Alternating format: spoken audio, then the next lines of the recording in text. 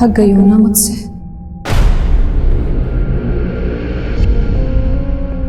मैं भी थक गई हूं खुद से।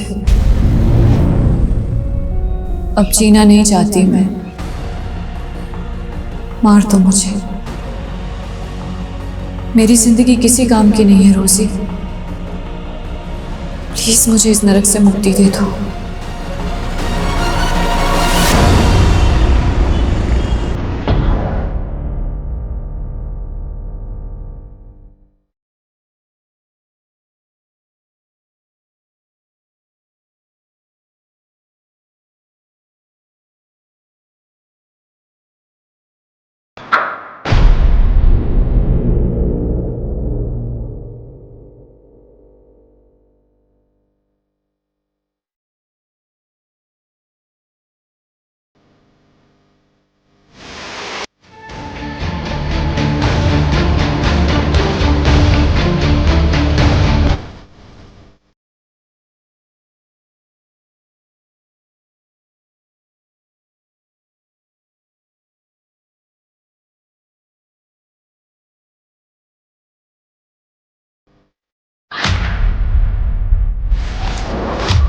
नमस्कार, मैं आशुतोष राणा क्राइम पेट्रोल के इस नए अध्याय शातिर क्रिमिनल्स में आप सभी का हार्दिक स्वागत करता हूं। हमारे देश में डाकू के संत बनने की कथा भी मिलती है।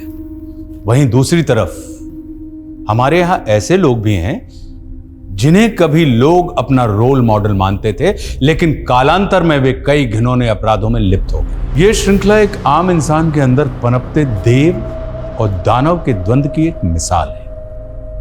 ऐसे द्वंद्व प्रत्येक मनुष्य के भीतर हमेशा चलते रहते हैं, लेकिन ऐसा क्या होता है जो इंसानियत गर्त में और हैवानियत ऊंचाई पर पहुंच जाती है, और जिसने मनिका के शरीर और उसके अंतर्मन को तोड़कर रख दिया था। मनिका की यह दुर्गति ऐसे शातिर और खूंखार अपराधी द्वारा की गई थी जिसने एक विकराल दानव का रूप ले लिया था, जो हिंदुस्तान की लगभग हर इन्वेस्टिगेटिव एजेंसी का एक बड़ा सरदर्द बन गया था।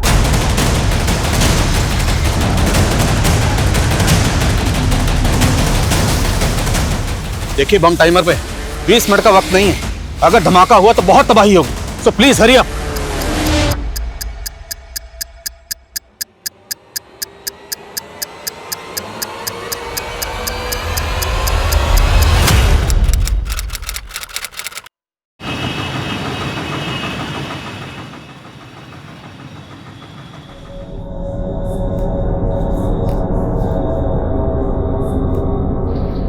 एक मिनट, क्या काम है?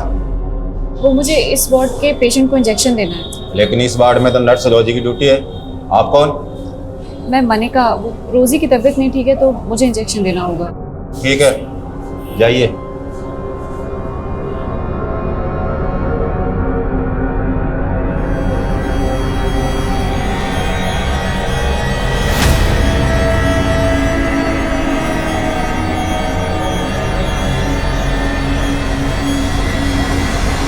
रोजी तुम होती कौन डिसाइड करने वाली? मुझसे बिना पूछे तुमने एक इंटर्न को इंजेक्शन देने के लिए भेज दिया? हाँ सर, मैं क्रिमिनल से बहुत डर गई थी सर। तो इंटर्न के इंजेक्शन देने से क्रिमिनल मर गया तो पुलिस को क्या जवाब देंगे हम? वो पहली वाली डर गई मेरे ऊपर से हैं?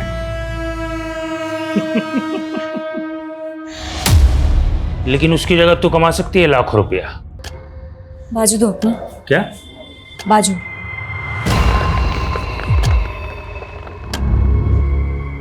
सिर्फ एक कॉल करना है और मेरा मैसेज पास करना है।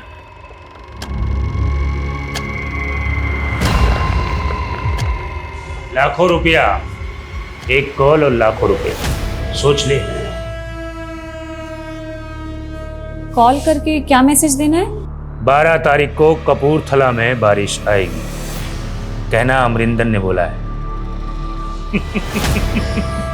ये कह रहे हैं कि एक नंबर पे कॉल करके कहना है कि 12 तारीख को कपूरथला में बारिश आएगी। मुझे लगता है कोई मैसेज पास कराना चाहते हैं। ज्यादा सियाने समझ रही है क्या अपने आप को? मुझसे बात कर।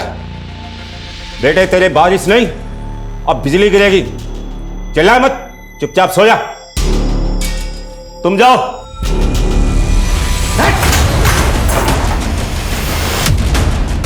बिजली गिराएगा? चल चल पीछे। ए डॉक्टर, चल इधर इधर कोने में चल, तेरे को मैं देखता हूँ। पीछे चल। मार दूंगा इसको, मार दूंगा, ठोक दूंगा इसको। नीचे रख, अबे नीचे।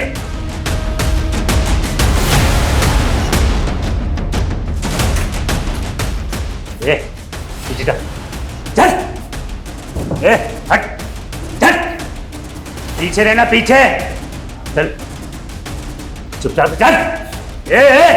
पीछे रह, चल नीचे। तेरा ये रास्ता गलत है, छोड़ दे इसको। ठीक है, चल चुपचाप से, चल चल चल चल चल चल चल जल्दी।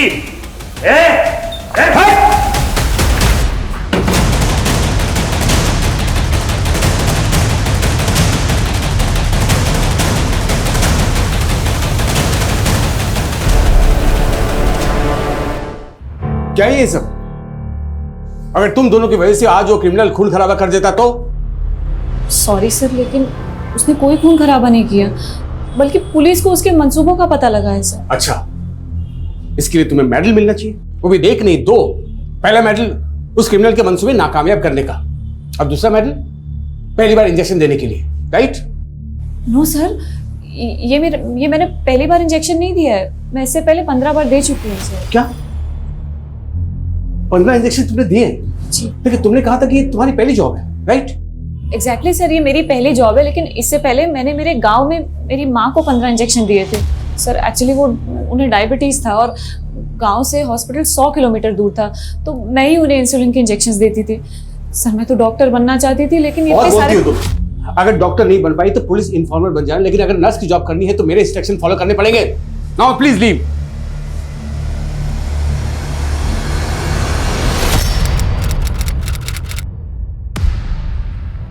Yes sir. Come in Adil, have a seat. Thank you sir. Last week में हुई एक मुठभेड़ में एक कट्टरवादी मारा गया था और उसके पास पड़ोसी मुल्क के 7 लोगों के पासपोर्ट मिले। उनमें से एक पासपोर्ट पे जुल्फिकार आलम का नाम था, लेकिन उस पर फोटो ये है।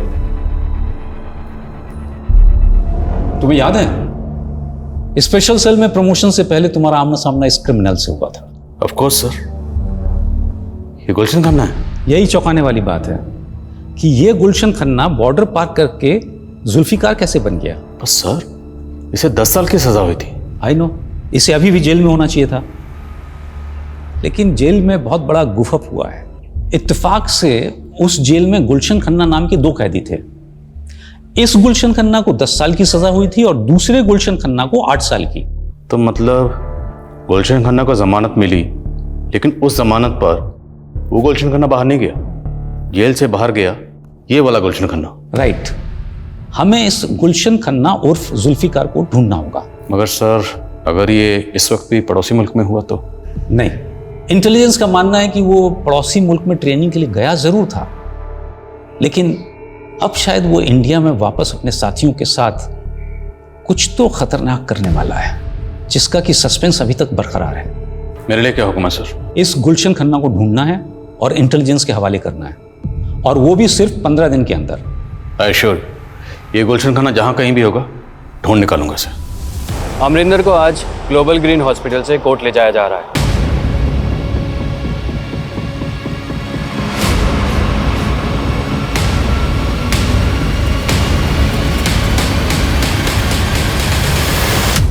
गॉड, ये आफत यहाँ से गई। मनिका, तुम मेरे कैबिन में आओ। तुम्हें लग रहा होगा कि मैं बहुत रूड हूं, हाँ? But I really appreciate you. तुम अपना काम बहुत ही मन लगा के कर रही हो। Thank you sir. Just call मी सचिन। अच्छा सुनो, मैं सोच रहा था कि कल से मैं नाइट आवर्स में रहने वाला हूँ। मैं चाहता हूँ कि तुम अपना शिफ्ट टाइम चेंज कर लो। I want you to assist me. But sir, no if and but. Doctor बनना चाहती हो तुम? I want to see your dedication. I can recommend you if I see some spark in you. Right? You can go. Okay sir. और वो कुछ recommend नहीं करने वाला तुझे, वो सिर्फ तुझ पे ट्राई मार रहा है। मतलब? अरे इतना भी नहीं समझती क्या? अरे he is trying to flirt with you. उस रोमियो से ना बच के रहना, समझी? चल।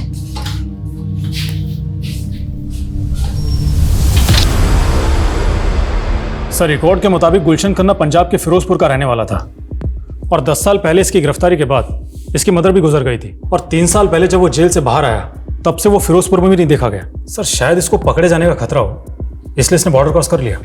लेकिन एक छोटा सा क्रिमिनल बॉर्डर पार करने में कामयाब कैसे हुआ और कट्टरवादी बन गया? हो सकता है ये बाकी के भी गुलशन की तरह क्रिमिनल्स हों और कट्टरवादी बन गए। सर क्रिमिनल डाटाबेस से इन सबके फोटो टैली करवाता हूँ। पर अहम सवाल ये है कि गुलशन खन्ना इतनी बड़ी जालसाजी करके जेल से फरार होने में कामयाब कैसे हुआ? आखिर जेल में चल क्या रहा था? 1 साल पहले मेरा यहाँ ट्रांसफर हुआ और जब से मैंने ज्वाइन किया यहाँ के रिकॉर्ड सब ऐसे ही थे। तिवारी जी, आपने इस जेल को कब ज्वाइन किया, आपका कब ट्रांसफर हुआ, मैं जानने नहीं आया हूँ। मेरे लिए मुद्दा ये है कि जब जमानत गुलशन खन्ना 2 को मिली तो जेल से बाहर गुलशन 1 कैसे चला गया? अनफॉर्चुनेटली इन दोनों की फ़ोटो इंटरचेंज हो गई, लेकिन मैं इसमें इन्वॉल्व नहीं हूँ, इसकी जांच बैठी है। गुलशन खन्ना 2 अभी जेल में है ना, हमें मिलना उससे। साहब मुझे नहीं पता था कि मेरी जमानत करवाई गई थी। वो दूसरा गुलशन जरूर कोई 30 मार खा होगा जो इतना बड़ा खेल करके चला गया साहब। जरा हम भी जाने कितना बड़ा 30 मार खा था, और क्या जानते हैं इसके बारे में? साहब मैं उसके बारे में कुछ नहीं जानता, यहाँ तक कि मेरी उससे कभी बात भी नहीं हुई। इधर जेल में वो हमेशा मकबूल भाई से चिपका रहता साहब। इधर जेल में हर कोई मकबूल भाई की इज्जत करता था। फिर हम भी मिलते हैं इस मकबूल भाई से। साहब मकबूल भाई को तो फांसी की सजा सुनाई गई, उनको तो फांसी भी होगी। व्हाट? मुझे नहीं मालूम था तुम शांतिनगर में रहती हो। वैसे रोज मैं यहीं से जाता हूँ, मैं तुम्हें ड्रॉप कर दिया करूंगा, ठीक है? नहीं डॉक्टर, सचिन भूल गई तुम? देखो इतना फॉर्मल होने की जरूरत नहीं है ना, इतना हेजिटेट करने की। Relax. Hello. What the hell? क्या हुआ? वो क्रिमिनल अमरिंदर पुलिस कस्टडी से भाग गया। सर हमें सर गुलशन खन्ना के अलावा बाकी किसी के भी क्रिमिनल रिकॉर्ड्स का मालूम नहीं चला। वो मकबूल ज़ैदी, गुलशन खन्ना जिसके टच में था वो क्रिमिनल लॉयर था, तो पूरे चांसेस हैं कि मकबूल ज़ैदी उस लॉयर को भी जानता हो जिसने दूसरे गुलशन खन्ना की जमानत करवाई थी। हो सकता है सर। और सर मकबूल ज़ैदी का पास्ट रिकॉर्ड भी काफ़ी इंटरेस्टिंग है। उसने टाडा कोर्ट में एक ऐसे आदमी की पैरवी की थी जो 7 साल पहले बॉम्ब ब्लास्ट में सस्पेक्ट था, और फिर वो केस हार गया और वो आदमी कट्टरवादी प्रूव हुआ। सर हो सकता है मकबूल ज़ैदी का गुलशन को जेल से बाहर निकलवा के कट्टरवादी बनाने में हाथ हो। ये मकबूल आखिर शय क्या थी? क्रिमिनल लॉयर था, लेकिन अपनी एक्स गर्लफ्रेंड के शौहर का कत्ल करके फांसी पे चढ़ गया। इसकी कहानी को ज़रा करीब से समझने के लिए इसके करीबी लोगों से मिलना पड़ेगा।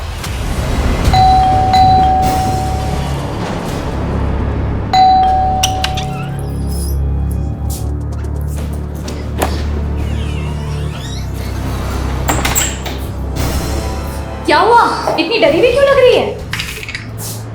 कुछ नहीं दीदी, वो हॉस्पिटल की नाइट ड्यूटी रहती है ना, तो थोड़ी एंजाइटी हो जाती है। तो जरूरत क्या है नर्स की ड्यूटी करने की? अरे क्यों नहीं, जॉब नहीं करेगी तो बोर हो जाएगी, और तुम्हें तो खुश होना चाहिए कि ये खुद अपने पैरों पे खड़ी हो जाएगी। जीजू, मैं आप लोगों पर बोझ नहीं बनना चाहती। मैं एक घर रेंट पर ही ले। कैसी बात कर रही है मनिका? वो तो तुझे बस मोटिवेट करने के लिए कह रहे हैं। हाँ 1 मिनट।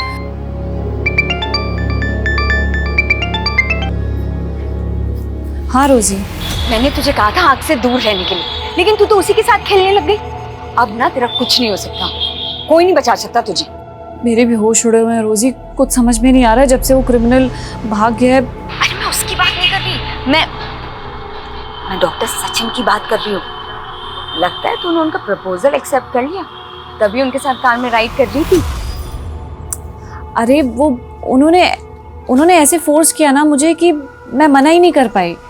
और तू जैसा सोच रही है ना वैसा कुछ नहीं है। सर मकबूल से मेरा रिश्ता भी पक्का हो गया था, लेकिन उसने उस कट्टरवादी के सपोर्ट में केस ले लिया। इससे मेरे घर वालों को लगा कि वो अच्छा आदमी नहीं है और हमारा रिश्ता तोड़ दिया गया। उसके बाद मेरा निकाह कहीं और हो गया, लेकिन मकबूल ने मेरे शौहर को भी मार डाला और जेल जाने के बाद भी लगातार फोन करके मुझे परेशान करता रहा। सर मकबूल जेल जाने के बाद आपको फोन करता था? जी सर, सिर्फ फ़ोन कॉल्स नहीं, मैसेजेस, ईमेल, ये सब भी किया करता था और कहता था कि जेल तोड़कर आ जाएगा और मुझे किडनैप कर लेगा। सर, जब तक उसे फांसी नहीं हुई ना, मैंने एक सांस चैन की नहीं ली सर। मकबूल आपको जिस नंबर से कॉल करता था और जिस ईमेल आईडी से मेल करता था, वो दोनों प्लीज़ लिखिए आप।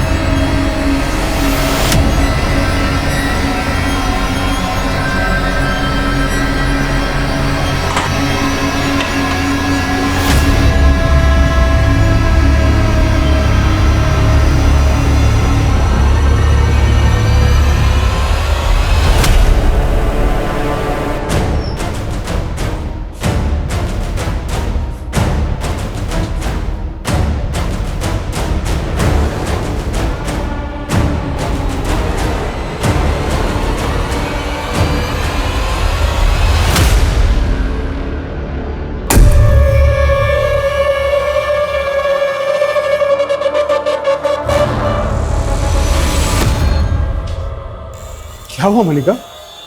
तुम इतनी डर क्यों गई? Are you all right? ठीक हो?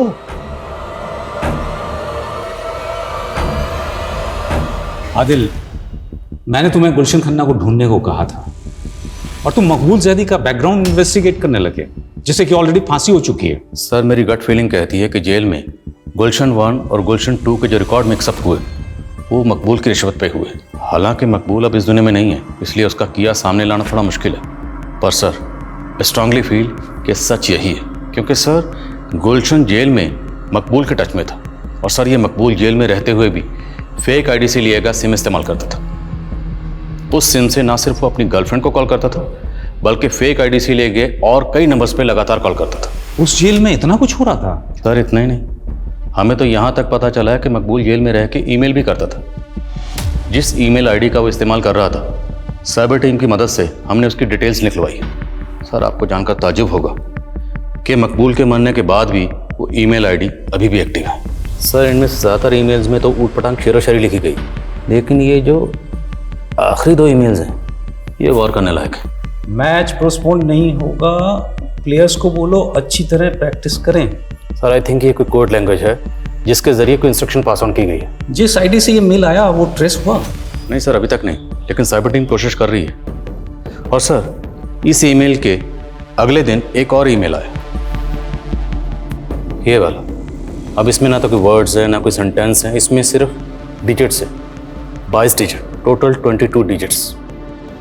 सर, हो ना हो ये कोई कोड है और हमें इस कोड को जल्द से जल्द डिकोड करना होगा ताकि हम किसी भी बड़े हादसे को होने से रोक सकें।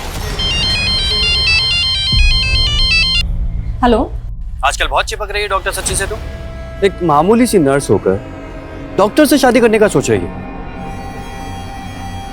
क्या बकवास कर रहे हो तुम? हो कौन तुम? मैं जो भी हूँ, जल्दी जान जाएगी। अब दूर रहे डॉक्टर सचिन से, वरना बहुत पछताएगी।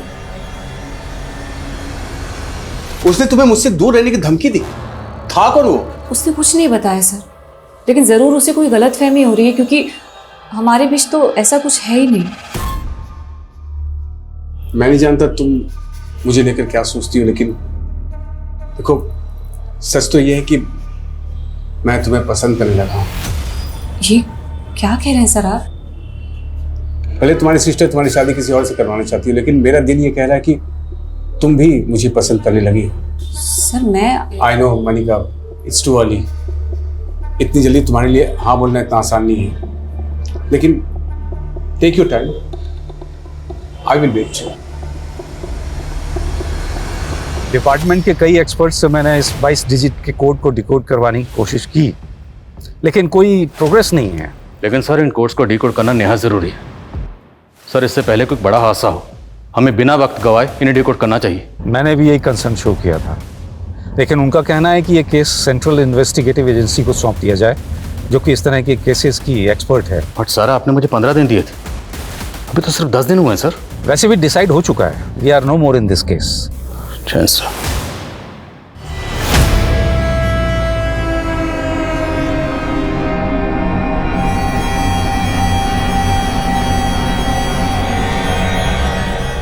तो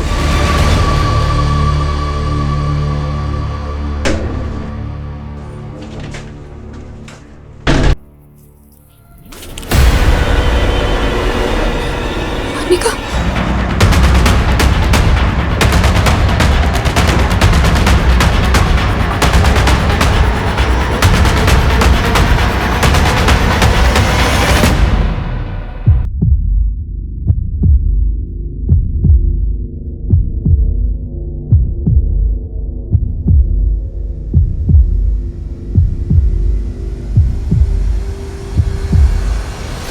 मनिका की हालत बहुत क्रिटिकल है सर।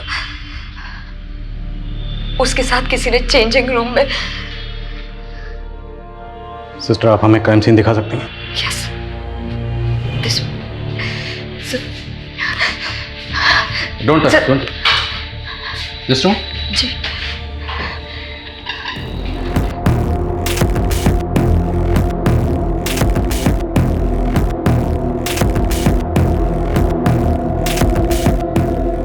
सब मनिका को ना सिर्फ मारने की कोशिश की गई है, बल्कि शायद उसके साथ रेप भी। सर, चेंजिंग रूम के आसपास के एरिया में कोई सीसीटीवी इंस्टॉल नहीं है। मनिका कल नाइट ड्यूटी पे थी, उसकी ड्यूटी 5-6 बजे तक चली होगी। उसके बाद वो चेंज करने के लिए वहाँ आई है। भले चेंजिंग रूम के पास कोई सीसीटीवी इंस्टॉल नहीं, पर अब क्या दुनिया के सारे क्राइम का पता सीसीटीवी से चलेगा? हॉस्पिटल है, इतना बड़ा स्टाफ है, स्टाफ की आंख और कान तो खुले होंगे ना। इतना बड़ा कांड हुआ, किसी ने कुछ देखा नहीं, कुछ सुना नहीं। How it's possible? सर, अभी तक तो किसी ने कोई स्टेटमेंट नहीं दी है। अब पता नहीं ये काम आउटसाइडर का है इनसाइडर का है। मैं हॉस्पिटल के बाकी सीसीटीवी फुटेज चेक करवा रहा हूँ। Quick sir.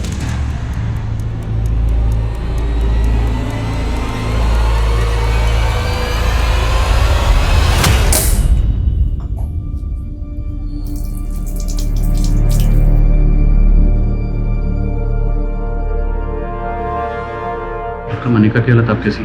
मनिका के गले में चेन इतना टाइट बांधी गई थी कि उसके ब्रेन में ब्लड सप्लाई रुक गई और मनिका कोमा में चली गई। क्या मनिका का रेप भी किया गया था?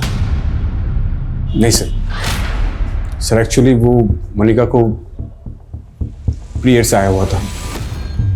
हो सकता है इस वजह से क्रिमिनल रुक गया हो, लेकिन रेप के कोई साइन नहीं है। अच्छा, हमें ये भी पता चला है कि मनिका कल रात नाइट ड्यूटी पर आप ही के साथ थी। जी सर, मुझे तो लगा था कि नाइट ड्यूटी के बाद वो चली गई होगी, लेकिन वो सर होना हो ये जरूर सुरेश ने किया है सर। कौन सुरेश? सर वो यहाँ वार्ड बॉय था। मनिका ने पहले मुझे उसके खिलाफ कंप्लेंट भी की थी। कुछ दिन पहले सर चेंजिंग रूम में मनिका को चेंज करते हुए देख रहा था। ये क्या बोल रही है मनिका? हाँ, मैं ऐसा करूंगा? भरोसा तो मुझे भी नहीं हुआ था कि तुम इस हद तक गिर सकते। अरे गिर तो तू रही है जो इतना घटिया रहा है। मैं सुरेश के खिलाफ पुलिस एक्शन लेना चाहता था, लेकिन मनिका नहीं चाहती थी कि बात फैले, इसीलिए मैंने सुरेश को सस्पेंड करवा दिया। लेकिन आई एम श्योर सर, उसी ने मनिका से बदला लिया है।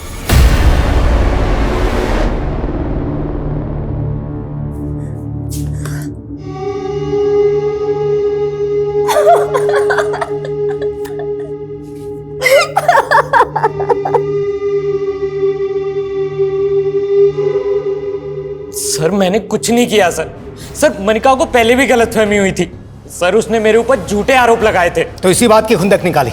तब जो नहीं कर पाया वो अब कर दिया। सच कह रहा हूं सर, मैंने कुछ नहीं किया। संदीप, सर सुनो सर। अगर मनिका का उस वार्ड बॉय से कुछ भी इशू था तो उसने इस बारे में आपसे तो जिक्र किया होगा। नहीं सर, उसने कुछ नहीं बताया, लेकिन वो काफी दिनों से कुछ डरी डरी सी रहती थी। किस वजह से डरी हुई थी? सर इस बारे में उसने कुछ नहीं बताया, पर वो नाइट ड्यूटी में बिल्कुल कंफर्टेबल नहीं थी। अच्छा, मनिका के कानों में जो इयररिंग्स थे, मनिका किस तरह के इयररिंग्स पहनती थी? सर मनिका तो सोने के रिंग्स पहनती थी और हाथों में सर सोने की चूड़ियां पहनती थी। ये देखिए सर।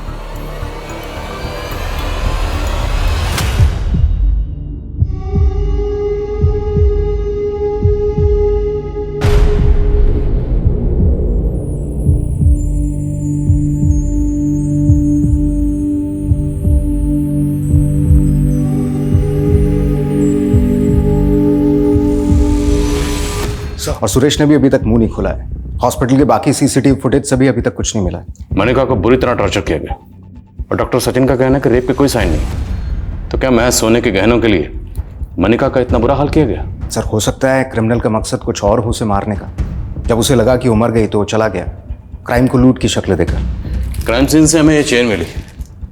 हो सकता है क्रिमिनल ये चेन अपने साथ लेकर आया। जहाँ जहाँ ये चेन बिकती है सब जगह पता करो। और क्राइम सीन से हमें ये सिगरेट बट भी मिली। मनिका से जुड़े लोगों में और हॉस्पिटल के स्टाफ में इस ब्रांड की सिगरेट कौन कौन पीता है पता करो। सर, और सर मैंने मनिका के CDR भी चेक किए। उसे आखिरी कॉल एक PCO से किया गया था और इसी PCO से पिछले 1 हफ्ते से उसे कई बार कॉल किया गया था। इस PCO की डिटेल निकलो, पता करो ये PCO कहाँ है। सर, जिस PCO से मनिका को कॉल किया गया था इस PCO का नंबर है और ये PCO संत नगर में आपके घर से महज 300 मीटर की दूरी पर है। ये कॉल किसने किया होगा? एक्चुअली सर, मुझे भी मनिका ने ये नंबर दिखाया था। उसको इसी नंबर से थ्रेड कॉल्स आ रही है। Thread calls? Yes sir. Actually sir, मेरा और मनिका का अफेयर था और कोई मनिका को धमकी दे रहा था कि वो मुझसे दूर रहे। ये बात आपने हमें पहले नहीं बताई? हाँ सर, मैं बताने वाला था लेकिन उस वक्त मुझे ज़्यादा डाउट सुरेश पे था। Thank you.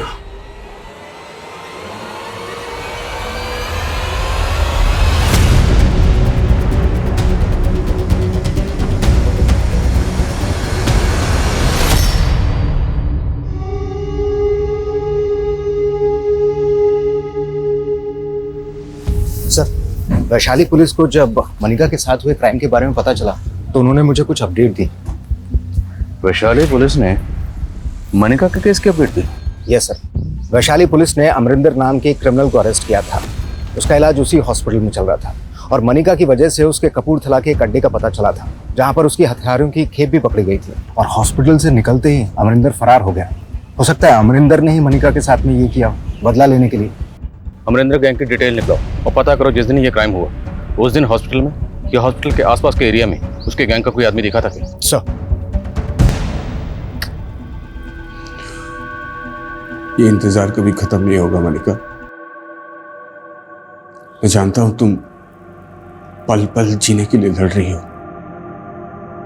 लेकिन मैं तुम्हें इस हाल में देख नहीं पा रहा हूं। इसलिए मैं रिजाइन कर लिया है मनिका और हमेशा के लिए यहां से जा रहा हूं।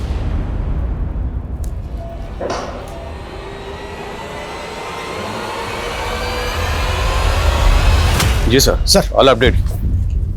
जैन सर, उस तरह की चेन ज़्यादातर हार्डवेयर स्टोर पे मिलती हैं, लेकिन उस जरिए से भी कोई लीड नहीं मिला है और उस ब्रांड का सिगरेट भी काफ़ी कॉमन है। काफ़ी लोग वो सिगरेट पीते हैं। अमरिंदर गैंग की कुछ डिटेल? सर, फरार होने के बाद रिसेंटली उसने गन के साथ में अपनी एक फ़ोटो सोशल मीडिया पर अपलोड किए। आए दिन फेक आईडी से अपनी इस तरीके की फ़ोटोज अपलोड करता रहता है। सर, हॉस्पिटल से मनिका की हेल्थ रिपोर्ट आ गई है। हॉस्पिटल वालों का कहना है कि मनिका ने रिएक्ट करना भी बंद कर दिया। अब कहना मुश्किल है कि वो कोमा से बाहर कब तक आएगी। सच बहुत डरावना है। ये पल पल मुझे डरा रहा है, पर मैं बेजुबान नहीं रहना चाहती। मैं बोलना चाहती हूँ, आंखें खोल के फिर से इस दुनिया को देखना चाहती हूँ, लेकिन कब? मनिका को कोमा में गए 2 महीने से ज्यादा गुजर चुके थे, लेकिन मनिका को उस हाल में किसने पहुंचाया होगा यह अब भी राज बना हुआ था। पुलिस सोच रही थी कि मनिका की गवाही इस केस को लीड देगी, लेकिन मनिका के रिकवर करने या स्वस्थ होने की संभावना दिन प्रतिदिन खत्म होती जा रही थी कि तभी अचानक मीडिया इस केस को एक चौंका देने वाला एंगल देने लगी। इस क्राइम को लेकर मीडिया में ज्यादा कोई हरकत नहीं थी, लेकिन मैं आज इस केस से जुड़े कई रहस्य उजागर करने वाली हूँ। ग्लोबल ग्रीन हॉस्पिटल की नर्स, जिसे उसके ही हॉस्पिटल की चेंजिंग रूम में उसे मारने की कोशिश की गई, उसके साथ हुए असल गुनाह की सच्चाई छिपाई जा रही है। हमारे हाथ क्राइम सीन के कुछ ऐसे फोटोज लगे हैं जो चौंकाने वाले हैं। इन फोटोज में विक्टिम की लोअर बॉडी पे कोई कपड़ा नहीं था, तो जाहिर करता है कि शायद उसके साथ रेप भी किया गया होगा। तो क्या असलियत दबाई जा रही है? ये क्राइम सीन के फोटोग्राफ्स मीडिया के हाथ कैसे लगे? सर, हमारी टीम से ऐसी गलती नहीं हो सकती। तो फिर ये फोटोग्राफ मीडिया में लीक कैसे हो गए? ध्यान रहे कि मेरा नाम लीक ना हो, किसी को ये नहीं पता चलना चाहिए कि वो फोटोज मैंने आपको दिए। डोंट वरी रोजी, लेकिन सच बाहर आकर ही रहेगा कि मनिका का रेप हुआ था। बट आर यू श्योर कि डॉक्टर सचिन मनिका की रेप की सच्चाई छिपा रहा है? सर, डॉक्टर सचिन ने हॉस्पिटल से रिजाइन कर दिया है।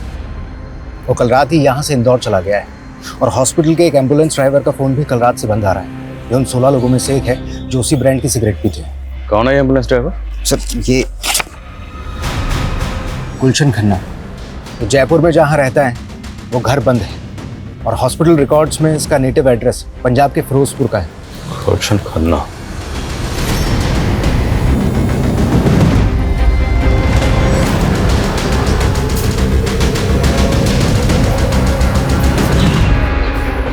गुलशन अगर फिरोजपुर नहीं पहुंचा तो गया कहाँ? पता नहीं सर। सर लेकिन डॉक्टर सचिन गायब नहीं है। लेकिन डॉक्टर सचिन के रिजाइन करते ही गुलशन खन्ना गायब हुआ है। हो सकता है इसमें इन दोनों की मिलीभगत हो। इस डॉक्टर सचिन पर नजर रखो और गुलशन खन्ना इसके लिए लुकआउट नोटिस जारी करो। Okay sir. गुलशन खन्ना 10 साल पहले मनिका का गुनहगार था, जिसे पुलिस ने 10 साल पहले खबरियों की टिप पर चंडीगढ़ से गिरफ्तार कर लिया था। लेकिन क्या 10 साल बाद वो वाकई जुल्फिकार आलम बन चुका था, या फिर ये कोई ऐसा चक्रव्यूह था जिसमें पुलिस उलझ कर रह गई थी?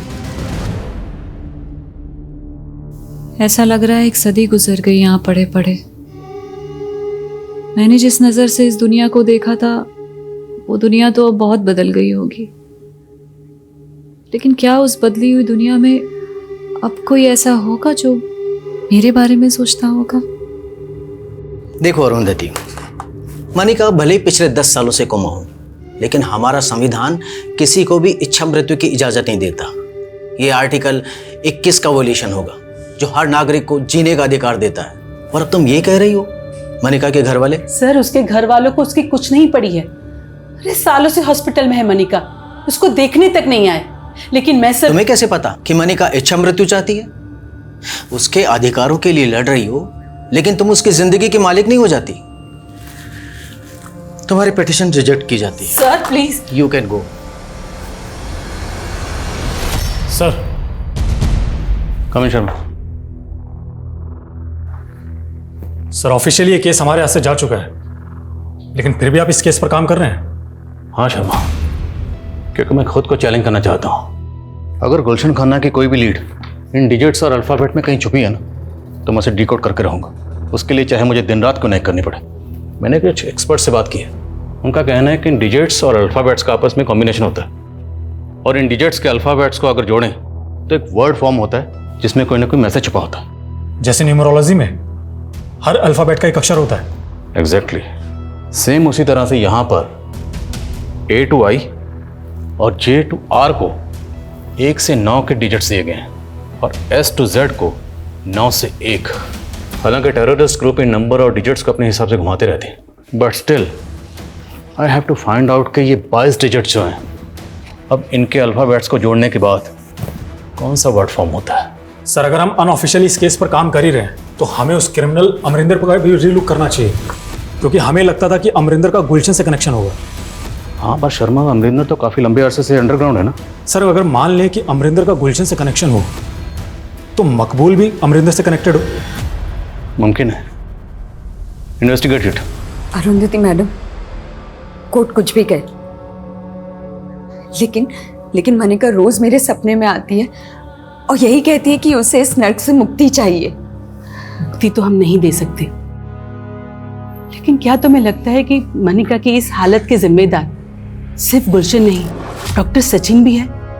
उसने ही जानबूझकर मनिका की रेप केस की बात छिपाई थी। अब इन बातों का क्या फायदा मैडम? पुलिस ने अरेस्ट तो सिर्फ गुलशन को ही किया था ना।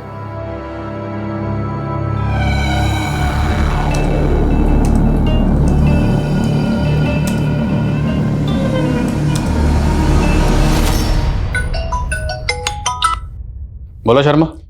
सर, मैं अमरिंदर की इंफॉर्मेशन कलेक्ट करने के लिए उसके होम टाउन गंगानगर आया हुआ था। सर, मुझे गंगानगर पुलिस स्टेशन से 3 साल पहले हुए 2 बहनों के रेप केस के बारे में पता चला है, जिनकी लाशें पेड़ पे लटकी हुई मिली थी। और इसका हमारे केस से कोई ताल्लुक? सर, कनेक्शन है। इस रेप केस के एक विटनेस ने उन दोनों बहनों के साथ एक अज्ञात आदमी को देखा था। उसका स्केच भी बना था, और वो स्केच गुलशन खन्ना के चेहरे से मैच करता है। सर ये रेप केस उसी दौरान सामने आया जब गुलशन खन्ना जेल से फरार हुआ था। मतलब जेल से फरार होने के बाद गुलशन खन्ना ने गंगानगर में 2 लड़कियों का रेप और कत्ल किया। जी सर। और सर मनिका के केस में भी यही सवाल उठते थे कि मनिका का भी रेप हुआ था। पर उस वक्त डॉक्टर सचिन ने साफ साफ कहा था कि मनिका का रेप नहीं हुआ है।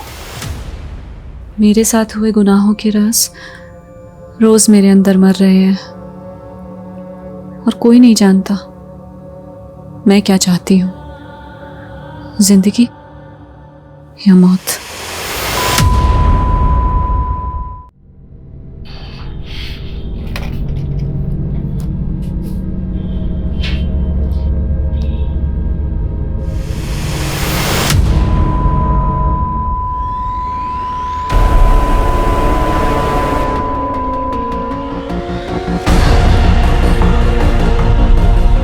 मनिका,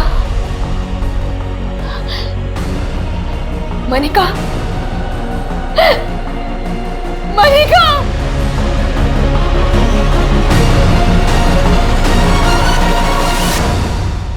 मनिका के लिए की जा रही इच्छा मृत्यु की फरियाद अदालत लगातार अस्वीकार करती जा रही थी, लेकिन 10 साल से मनिका के अंतर मन में चलती आ रही उसके दर्द की पुकार कुदरत ने ऐसे सुनी कि उसे एक खामोश मौत का फैसला सुना दिया। लेकिन मनिका मरने के बाद भी मीडिया के लिए जिंदा हो गई।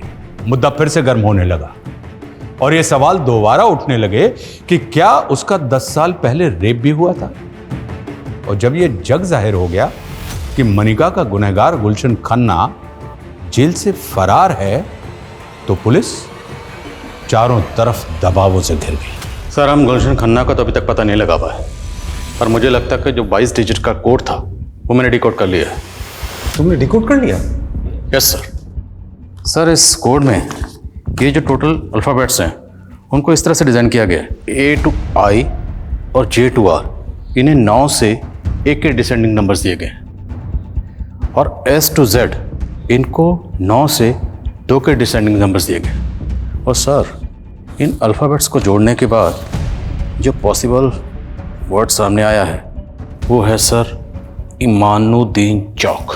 और ये जो बचे हुए डिजिट्स हैं इनके कोई अल्फ़ाबेट बन के कोई वर्ड नहीं बनता? नहीं सर, पर सर गौर करने वाली बात है, अगर हम इन डिजिट्स को गौर से देखें और इनको डिवाइड करें sir this way 15/06/1630, it could be sir 15 जून 1630।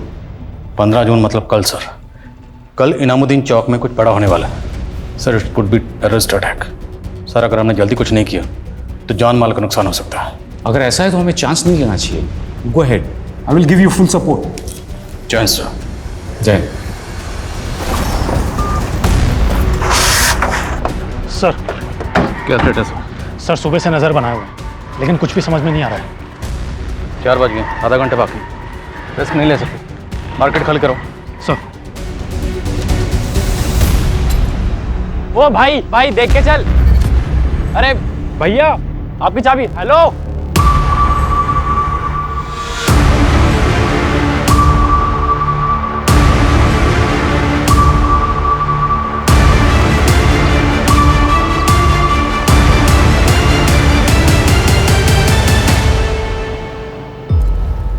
ये तो स्कूटर या बाइक की चाबी है।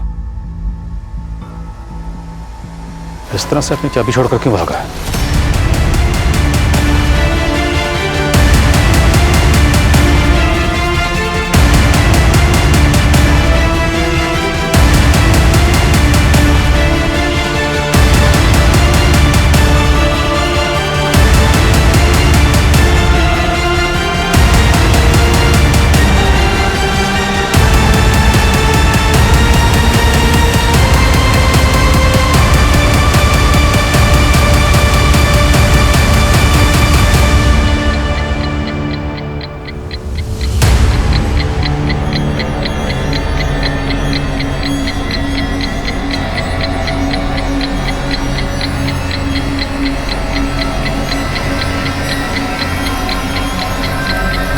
कौन? बम यही है। तुरंत बम स्क्वाड को फोन करो और पूरा इलाका खाली करो। देखिए बम टाइमर पे 20 मिनट का वक्त नहीं है, अगर धमाका हुआ तो बहुत तबाही होगी, so please hurry up.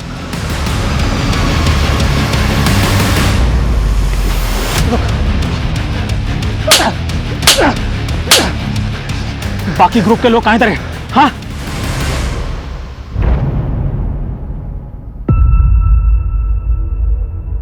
Jain sir, sir bomb diffuse हो गया। Good job Adil. Thank you sir.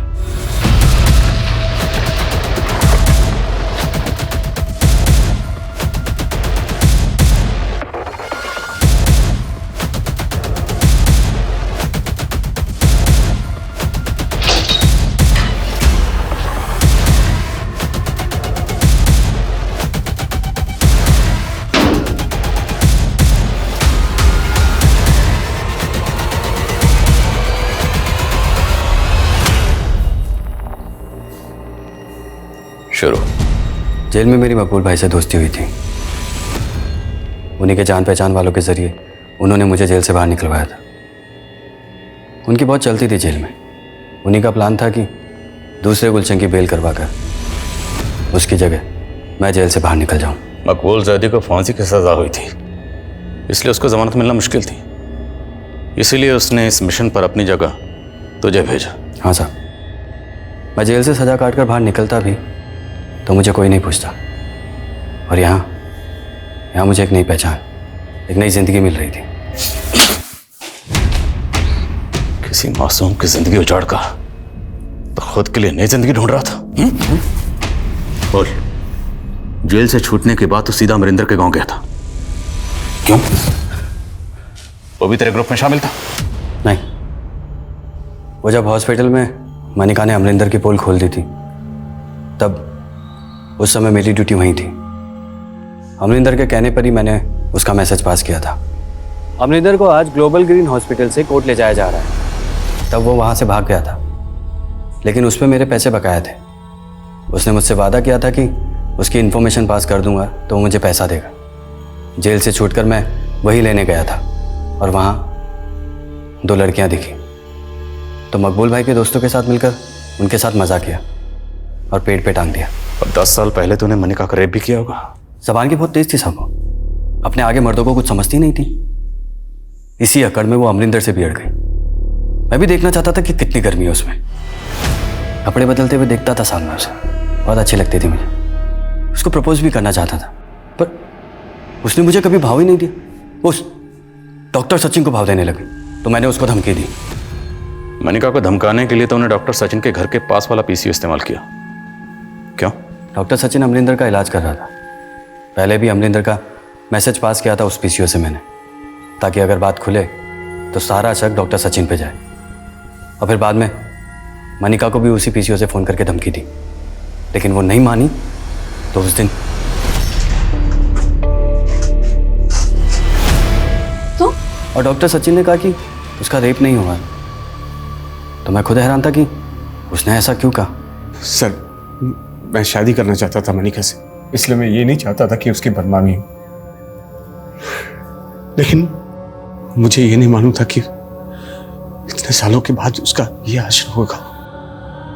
जब भी किसी गुनाह को छिपाया जाता है तो उसका परिणाम हमारे समाज के लिए बहुत घातक होता है। डॉक्टर सचिन ने मनिका के रेप का राज जिस भी मकसद से छुपाया, लेकिन पुलिस ने भी तब मनिका के सेकंड मेडिकल टेस्ट के बारे में नहीं सोचा, जो कहीं ना कहीं इस गुनाह की दस्तक को नजरअंदाज करने जैसा था। अगर ऐसा ना होता तो गुलशन पे कई गंभीर धाराएं लगती और उस दशा में शायद वो ऐसे भागने में सफल नहीं होता। लेकिन ये चूक इतनी भारी पड़ी कि उसके द्वारा ना सिर्फ 2 और मासूमों का रेप और मर्डर किया गया, बल्कि वो राष्ट्रीय सुरक्षा के लिए खतरा बन गया। ऐसे आपराधिक तत्वों से हमें हमेशा चौकन्ना रहना चाहिए, क्योंकि किसी के चेहरे से उसकी मंशा का आभास कर पाना आसान नहीं होता। गुनाहों के सबब ही उससे सबक लेने की मिसाल बनते हैं, और किसी एक की आपबीती हमेशा दूसरे को सतर्क करती है। नमस्कार, मैं आशुतोष राणा क्राइम पेट्रोल सतर्क के नए अध्याय शातिर क्रिमिनल्स में आप सभी का हार्दिक स्वागत करता हूं। इस श्रृंखला में हम ऐसे कुख्यात अपराधियों की बात करेंगे जिनके दिमाग के काम करने का तरीका देखकर आपकी रूह तक कांप जाएगी कि इंसानी दिमाग किस तरह से आपको अचंभित करने की क्षमता रखता है। पावर इस दुनिया का सबसे बड़ा नशा है, लेकिन क्या पावर किसी का सगा होता है? जवाब है नहीं। और इसका सबसे बड़ा उदाहरण है भस्मासुर। आप सभी जानते हैं कि भस्मासुर यदि किसी के सर पर हाथ रख देता था तो वो भस्म हो जाता था। हुआ क्या? एक दिन उसके ही पावर ने उसे ही भस्म कर दिया।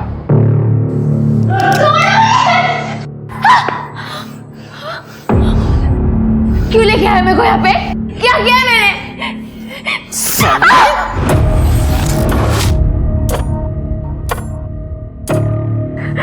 तेरे को बोली थी ना मैं, मेरे बेटे से लगन लगा ले, लेकिन तेरे को तो बहुत चर्बी चढ़ी है ना। क्या बोली मेरे को कि तेरा बेटा हैवान है, मैं उसके साथ शादी नहीं करेगी? हैवान दिखता है तेरे को ये? हाँ, सुन, इसको अंदर ले जा, ऐसे मजे करना इसके साथ, उसके बाद मैं काम पे रख लेगी इसको झाड़ू पोछे के लिए।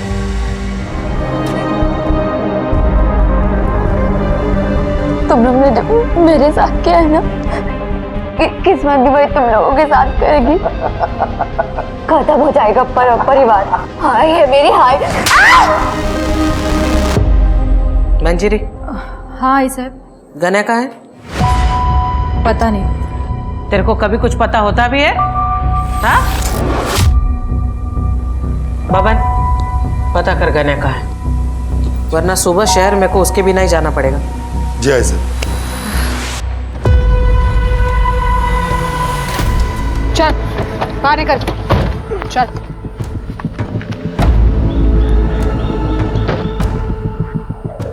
यहाँ पे क्यों लाए मेरे को? गलती हो गई गणेश जी, माफ कर दो। अभी तुम आजाद हो, भागो।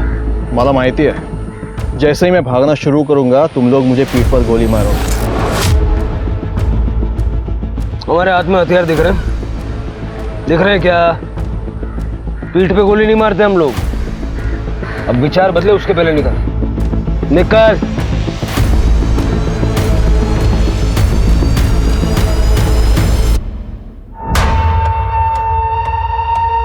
गने फोन का उछलत नहीं है, लगता है इसके बिना ही नासिक जाना पड़ेगा।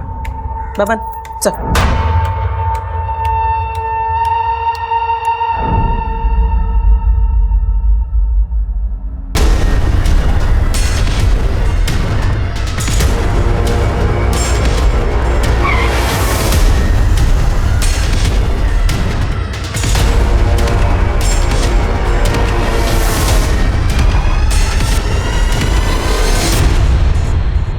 कहा था ना, पीठ पे गोली नहीं मारेंगे।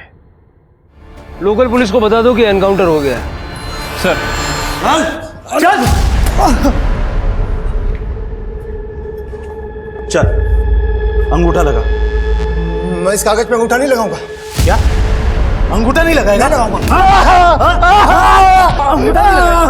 नहीं लगाएगा? चल चल, अंगूठा लगा। है पूरे हैं? हाँ, चेक किया मैंने। चलो, कुछ तो अच्छा काम किया मेरे नवरे ने।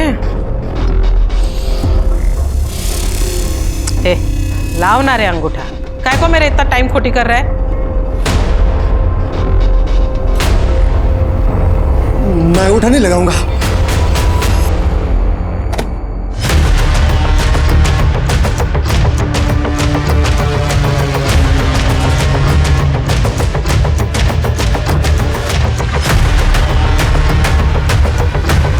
मैं अंगूठा नहीं लगाऊंगा। अरे जब मैं अंगूठा नहीं लगाऊंगा, मैं अंगूठा नहीं लगाऊंगा, मैं अंगूठा नहीं लगाऊंगा, मैं अंगूठा नहीं लगाऊंगा।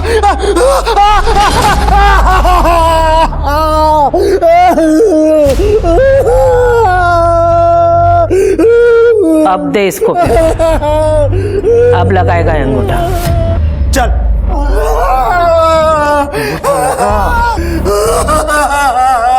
उठ, उठ। ए, क्या मारा?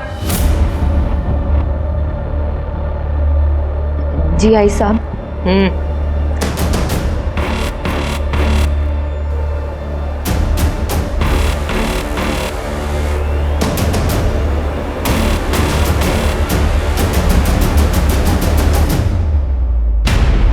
आई साहेब, तो इंस्पेक्टर देशमुख आला.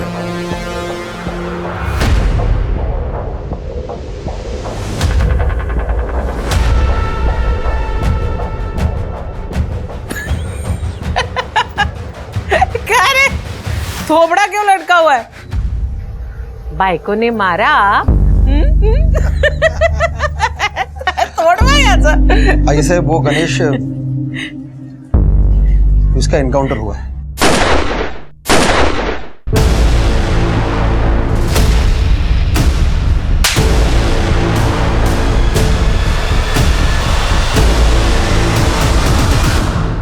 मुंबई से कोई टीम आई है. क्यों? बैंक रॉबरी इन्वेस्टिगेशन के लिए. उसका इस केस से क्या लेना देना? वो लोग बस कोई ना कोई बहाना लेके आते हैं ताकि सब कुछ लीगल लगे. और हेडक्वार्टर ने भी उन्हें अचानक भेजा तो मैं भी कुछ कर नहीं पाया. और आज सुबह हमें पता चला कि जंगल के पास गणेश की लाश पड़ी है. गणेश! आई साहब, मुझे माफ कर दीजिए.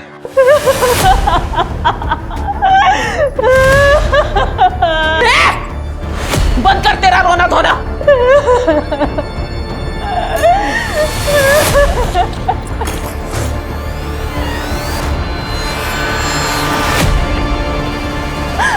आई, गणे गया तो क्या हुआ?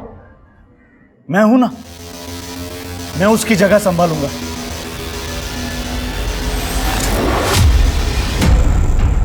मैं वो सब कुछ करूंगा जो गण्या करता था, बल्कि उससे भी अच्छा करूंगा. आई,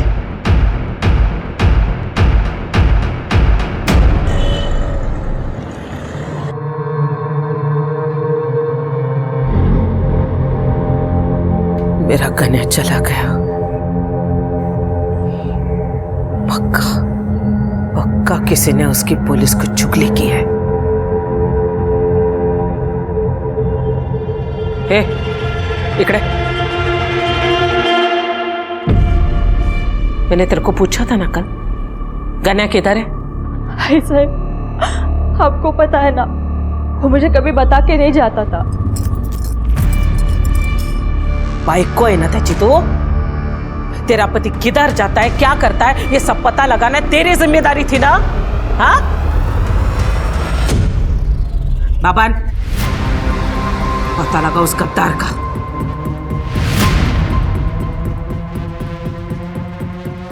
वो गद्दार चाहे मेरे परिवार का कोई क्यों ना हो, लेकिन मेरे को वो चाहिए. मैं खुद उस गद्दार से बात करेगी, लेकिन जब तक मेरे बेटे का कातिल मुझे मिल नहीं चाहता ना, मैं चुप नहीं बैठेगी. सर, ये रही आई साहब की पूरी फाइलें जो हमारे पास है. ढूंढो, स्टोर रूम में, बाथरूम में, और भी फाइल्स मिलेंगी. एक बात तो क्लियर है, तुम्हें या तुम्हारी टीम को इन केसेस की कुछ पड़ी नहीं है. 30 से ज्यादा केसेस पेंडिंग है और एक भी केस में कोई हलचल नहीं. धूल तो देखो इन पे. सर, हमने तो पूरी कोशिश की थी, लेकिन कोई सबूत नहीं मिले थे. कहाँ से मिलेगा सबूत? सबके सब आई साहब के साथ मिले हुए हैं. सर, आप गलत इल्जाम लगा रहे हैं. तुम्हारे लोगों का पूरा कच्चा चिट्ठा है मेरे पास. कौन कितने पानी में है सब जानता हूं मैं. देखिए सर, यहाँ रहना तो उनके हिसाब से रहना पड़ता है. आपको शायद मालूम नहीं सर, वो कितनी खतरनाक औरत है. कुछ साल पहले कांस्टेबल ने प्रकाश को ड्रिंक एंड ड्राइव केस पे पकड़ा था. दूसरे दिन उस कांस्टेबल की लाश मिली थी सर, कूड़ेदान में. यहाँ के हर पॉलिटिकल पार्टी उन्हें सपोर्ट करती है. सर, आप तो हेडक्वार्टर से हैं इसलिए सेफ है, लेकिन हम नहीं. मैं तो अपना ट्रांसफर भी नहीं करवा सकता यहाँ से. अगर इस केस में मदद नहीं की ना, ट्रांसफर मैं करवा दूंगा. गढ़चिरोली. देशमुख, अगर चाहते हो कि सब कुछ ठीक रहे, तो मुझे सारी अंदर की खबरें चाहिए. हमारी मदद करोगे तो एटलीस्ट एक काम तो सही करोगे.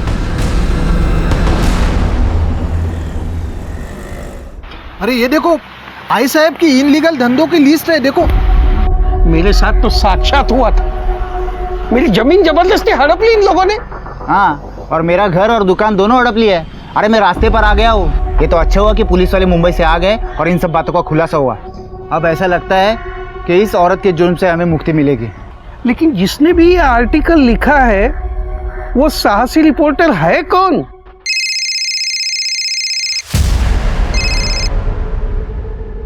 हाँ बोला साटम साहब। बहुत अच्छा आर्टिकल लिखा है जादव। अब जैसे जैसे तो आर्टिकल लिखेगा वैसे वैसे तेरे अकाउंट में पैसे भेज दिए जाएंगे। Thank you.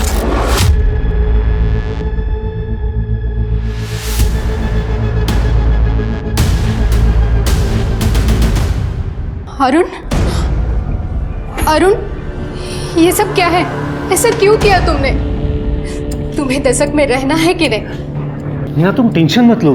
हाँ रिलैक्स, बैठो। देखो मीना, ज्यादा टेंशन तुम्हारी सेहत के लिए, हमारे बच्चे के लिए अच्छा नहीं है। मुंबई से जो टीम आई है ना, वो आई साहब को सबक सिखाने के लिए आई है। गणेश का काम तो हो गया, अब बाकी लोगों की बारी है, इसीलिए तो मैंने आर्टिकल लिखा है। तुम्हें क्या लगता है आई साहब ये सब सुन के लेगी? हाँ, और फिर भी तुमने साटम से भी डील कर ली। मीना मुझे पता है, बहुत जल्द हमारा बच्चा इस दुनिया में आने वाला है। उसका खाना, दवाइयाँ, मेडिकल, स्कूल, सबका खर्चा होने वाला है। ये सब मैं उसी के लिए कर रहा हूँ। सब कुछ ठीक होगा। भगवान करे ऐसा ही हो।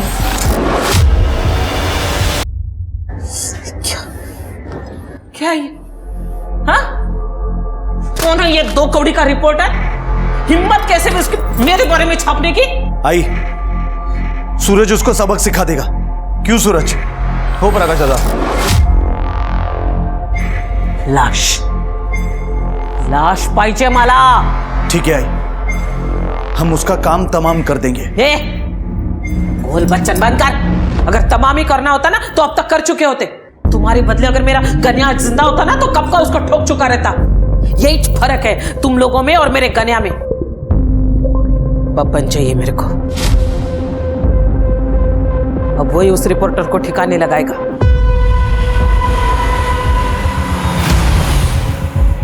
चल बारा,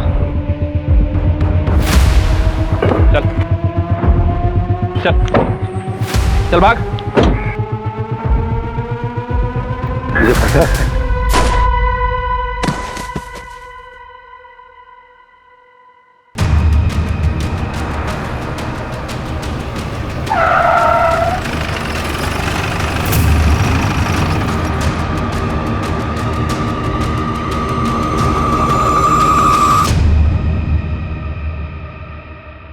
देशमुख, कहाँ है वो तेरे मुंबई के हीरो लोग? हाँ, कहाँ है?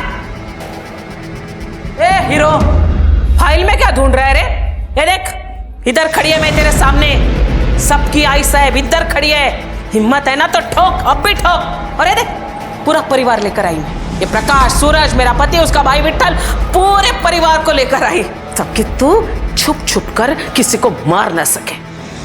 साले नामर्द, हिम्मत है ना तो अब भी इसी वक्त ठोक मेरे को, सबके सामने ठोक के दिखा।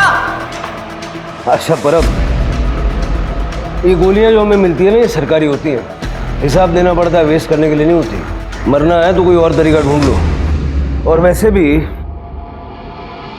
सारा शहर जानता है कि तुम एक अपराधी हो। अगर मैं अपराधी है तो मारना मेरे को। अबे काय को कायर बन रहा है तू?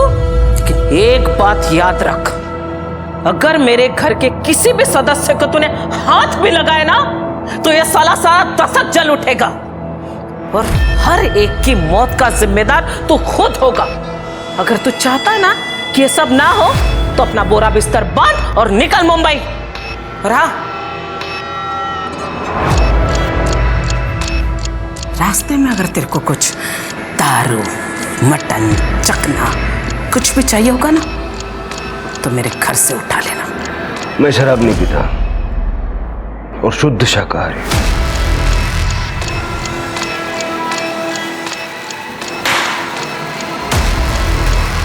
चल रे।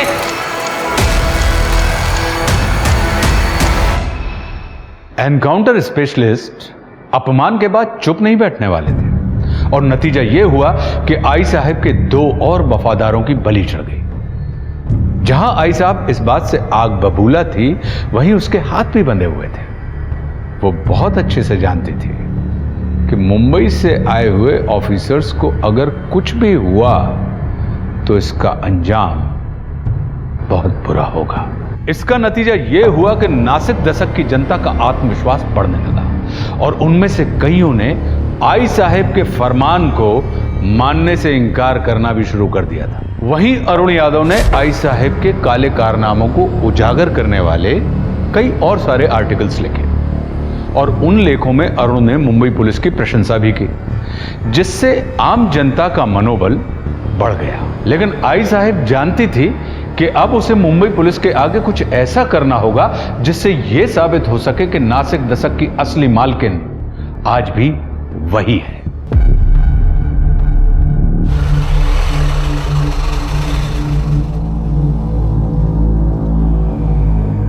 तुम चेकअप करके सीधा घर चली जाना, मैं आते हुए सब्जी लेकर आऊंगा।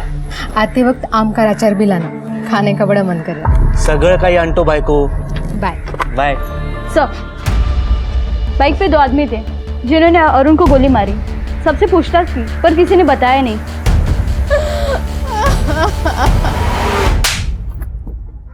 ये काम ढंग से नहीं होता तुम लोगों से। आई साहब मेरी गन नहीं अटकती ना तो मैं माँ कसम उसको भी ठोक देता। अब पूछो प्रकाश बाबू से। प्रकाश बाबू बोला ना वो। ये देख रहे हैं, ये कभी नहीं अटकता। साहेब नाही, आई साहेब नाही नाही, आई साहेब नाही, प्लीज मला एक चान्स द्या, मी करून दाखवतो तुम्हाला, प्लीज आई साहेब नाही नाही एक। अगर तू मेरा भतीजा नहीं होता ना तो अब तक तेरी उंगलियां उड़ चुकी होती। देशमुख, अब एक और गलती नहीं, एक कही वाईट बातमी मला ऐकायला नाही आली पाहिजे। ये अच्छी बातमी हो सकती है आई साहब। मीना ने किसी का नाम लेने से इनकार कर दिया, लेकिन उसने कहा है कि मेरे बच्चे को इस दुनिया में आने का मौका दीजिए प्लीज। फिर आप जो कहेंगे वो मैं करूंगी। हो प्रकाश,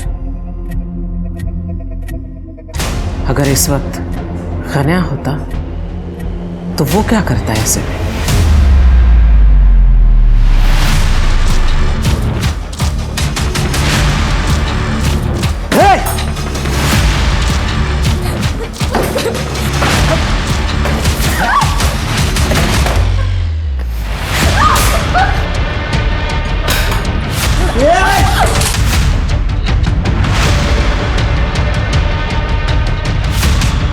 मत करो, मैंने पुलिस को कुछ नहीं बताया। पता है मुझे, लेकिन ये ट्रेलर था ताकि बच्चा होने के बाद भी तू किसी के सामने अपना मुंह ना खोले, वरना उसके बाद क्या होगा है समझाला तो होशियार है।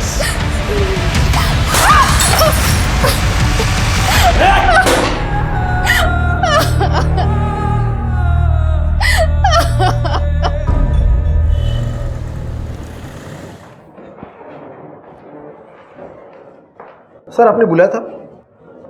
हाँ देशमुख साहब, इसमें लिखा है कि आशा परब के 3 बेटे हैं, गणेश, प्रकाश और अतुल, लेकिन अतुल का नाम कहीं मेंशन नहीं है। सर ये अतुल थोड़ा अलग दिमाग का आदमी है और वो रहता भी अलग से।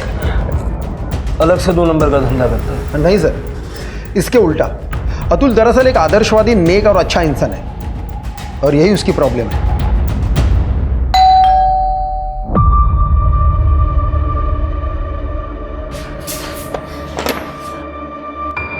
मैम आप आइए ना। अतुल, मुझे तुम्हारी मदद चाहिए। हाँ मैम आइए ना, आप बैठे। मैम आप रो क्यों रहे हो मैम? तुम्हारे परिवार ने मेरे अरुण को मेरी आंखों के सामने मार डाला। किस्मत से मैं बच गई। शायद भगवान चाहते थे कि मैं मेरे बच्चे को जन्म दे सकूं, पर तुम्हारे भाई ने मुझे और मेरे बच्चे को मारने की धमकी दी है। मैम आप मुझे बताएं मैं क्या कर सकता हूँ? मुझे और मेरे बच्चे को अपने परिवार से बचाओ। आप जानते हैं कि मैंने अपने परिवार से सारे रिश्ते नाते तोड़ दिए और यहाँ पर अकेला भी रहता हूँ। आपको और कुछ चाहिए तो मैं आपकी मदद कर सकता हूँ। ठीक है,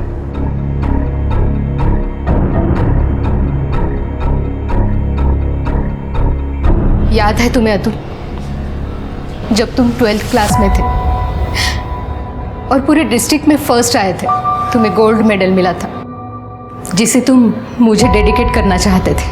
तुम मुझे गुरु दक्षिणा भी देना चाहते थे, लेकिन मैंने कहा कि मैं समय आने पर तुमसे मांग लूंगी। हाँ मुझे याद है। अब वो समय आ गया है अतुल। मुझे और मेरे बच्चे को अपने परिवार से बचा लो अतुल। यही मेरी गुरु दक्षिणा है।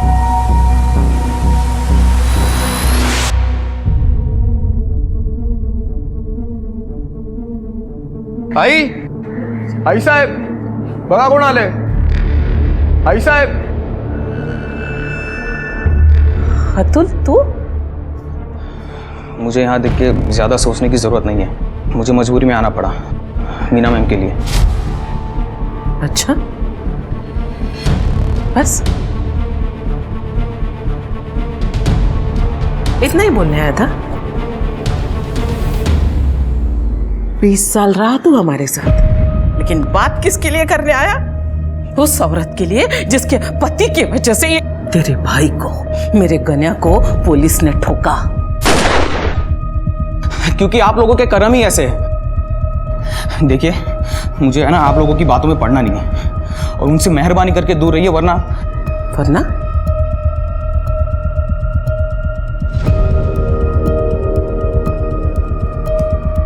वरना क्या हमको खत्म करेगा?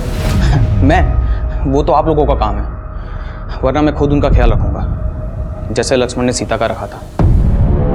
और अब मैं देखूंगा कि उनको कौन हाथ लगाता है।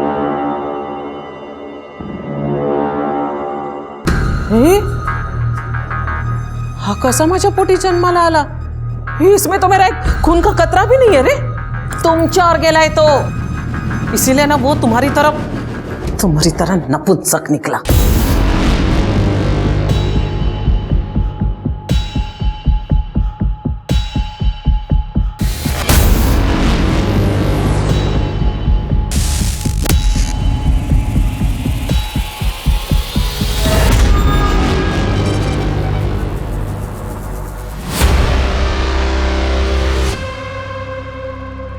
हाँ बाबू, आपने जैसा बोला था मैं मीना के घर पे ही नज़र रखे हुआ था। एक मुंबई का हीरो आया था बाबू, उसने मीना से बात किया, कुछ तो लिखा और फिर चला गया। हाँ बाबू, उसने किसी को कॉल भी किया था। मतलब उसने नाम दे दिया? पता नहीं बाबू, लेकिन और हो भी क्या सकता है। बहुत पढ़ा लिया टीचर, अब तेरी छुट्टी का समय आ गया है। मैम ये लीजिए। मैं देखती हूँ। मैम अब आराम कीजिए, मैं देखता हूँ। अगर कोई मारने भी आएगा तो मुझे नहीं मारेगा। आप बैठिए।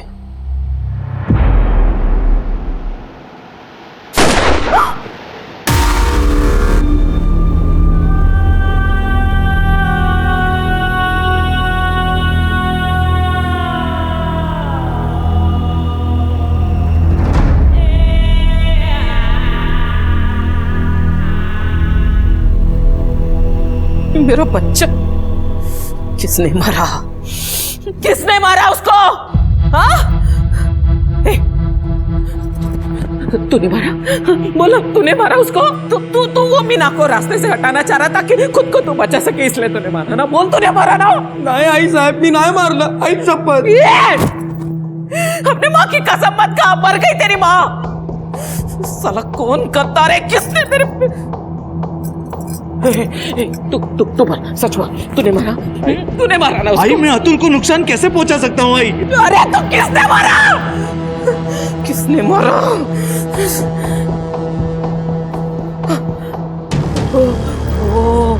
वो ऑफिसर है ना, पक्का उसी ने मारा मेरे बेटे को। उमेश जल्दी आ, फोटो दिखा मेरे को, जल्दी आ, फोटो दिखा, वो फोटो दिखा। हाँ। मेरे को मालूम है ये कौन है। ये देखिए, मेरे को मालूम तो साले यही ऑफिसर होगा।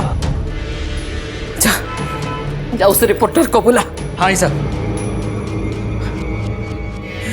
अब इसको मैं ठिकाने लगाएगी। मीना के घर के बाहर सब इंस्पेक्टर शिर्के की मौजूदगी की खबरें दूसरे अखबारों की सुर्खियां बन रही थी उनके पीछे रखी हुई गन की फोटो को हाईलाइट करके सभी जगह दिखाया जा रहा था, जिससे हंगामा खड़ा हो गया। इसका नतीजा यह हुआ कि मुंबई से आए हुए ऑफिसर्स की टीम को डिपार्टमेंट से कॉल आया। किस्मत से सब इंस्पेक्टर शिर्के के पास प्रूफ मौजूद थे कि वो अतुल की मौत के समय लोकल पुलिस स्टेशन में था। मुंबई से आए हुए ऑफिसर्स ने तुरंत इस केस को लोकल पुलिस से अपने हाथ में ले लिया और जांच शुरू कर दी।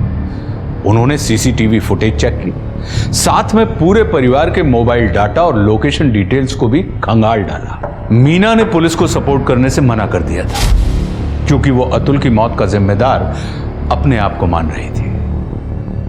और जब सबको ऐसा लगने लगा कि अब पुलिस के हाथ में कुछ भी नहीं बचा है, तभी पुलिस को एक लीड मिली।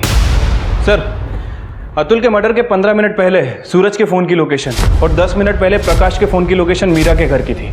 उसके बाद ये दोनों अपने घर आ गए थे। फ़ोन रिकॉर्ड से पता चला सर। देशमुख को बुलाओ। ठीक है सर। मुझे प्रकाश और सूरज की पूरी कुंडली चाहिए।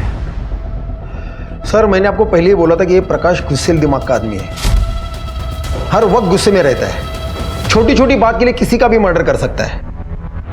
सर, ये प्रकाश गणेश को पसंद नहीं करता था, क्योंकि ये गणेश आई साहब का फेवरेट था, और ये भी पता चला है कि आई साहब के बाद वही गद्दी चलाएगा। लेकिन प्रकाश गणेश के अंडर काम करना नहीं चाहता था। सर, रही बात अतुल की, तो किसी की गिनती में भी नहीं आता था। हाँ, लेकिन सूरज वो जल्द से जल्द गद्दी पाना चाहता था। बाकी सबको पता है कि वो एक नंबर का आय्याशी और लड़कीबाज आदमी है। तो प्रकाश ने अतुल को नहीं मारा? इससे क्या होगा उससे? इससे अच्छा वो आई साहब को मारता। और सूरज? सर, सूरज आई साहब के भाई का बेटा है। भाई की मौत के बाद सूरज को आई साहब ने छत्र छाया में लिया था। इस सूरज के भी सपने बहुत बड़े हैं, लेकिन सर ये सूरज आई साहब और प्रकाश से बहुत डरता है। प्रकाश और सूरज दोनों ही मीना के घर के आसपास थे, लेकिन मर्डर के टाइम नहीं। परिवार का कुछ ना कुछ कनेक्शन तो है। ये जो आदमी है, ये परब परिवार का राइवल पांडुरंग साटम। सर, एक जमाने में दोनों टक्कर के थे, लेकिन आई साहब 2 कदम आगे। आई साहब ने लोगों को इस साटम से बचाना शुरू कर दिया, और 2 साल पहले उस साटम को आई साहब ने तड़ीपार करवा दिया। मुझे साटम चाहिए, चाहे जहाँ भी हो, और कत्ल वाले दिन के उसके वेयरअबाउट्स निकालो सब। सर, मैं रमेश पावड़े, नेहा का चाचा।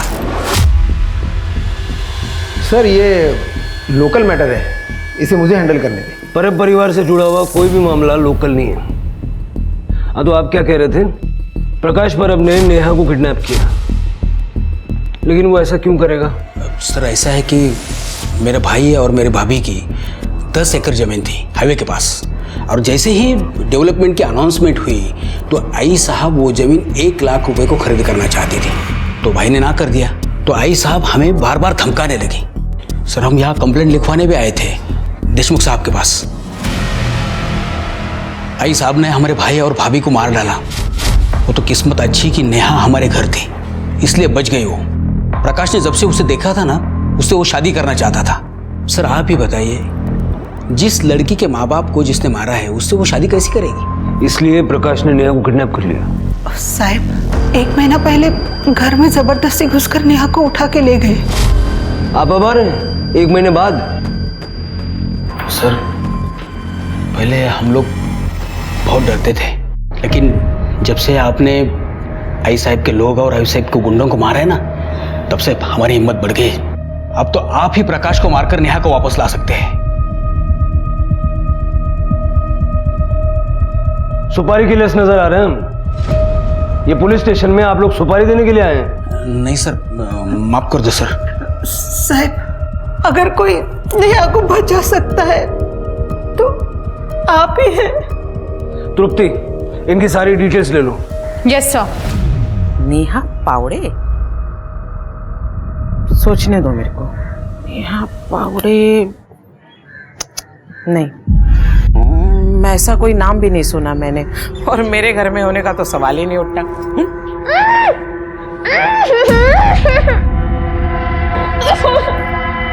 मेरा पक्या क्यों उसको जबरदस्ती उठा के लाएगा? मेरे पक्या के आगे तो 100 लड़कियां ऐसे बिछ जाती है। तरस आता है मुझे ऐसी लड़कियों पे। नेहा के चाचा ने एफआईआर किया, आपके घर की तलाशी लेनी होगी, पूरा घर चेक कर लो अच्छे से। एक मिनट, वारंट है? नहीं ना? क्या है ना इंस्पेक्टर साहब, थोड़ा बहुत कानून मैं भी जानती हूँ, माहिती ठेवा भी लगते हो, और अच्छा नहीं लगे ना मेरे पंटर लोग जो है ना मुंबई की हीरो का ऐसे कॉलर से पकड़ के ऐसे फेंक देंगे तो बेइज्जती होगी तुम लोगों की। अच्छा तो नहीं लगे।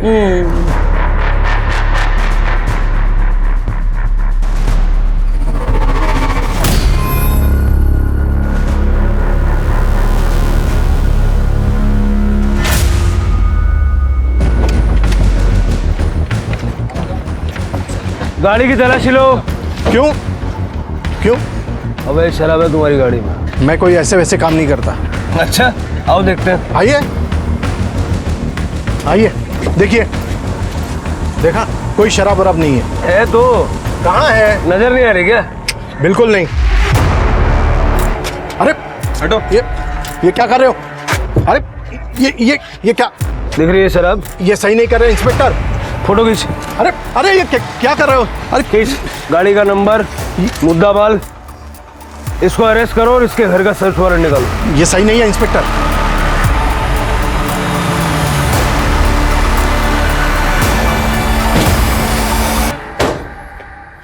एक बार आई ने मुंह काला किया ना, फिर भी तेरा पेट नहीं भरा।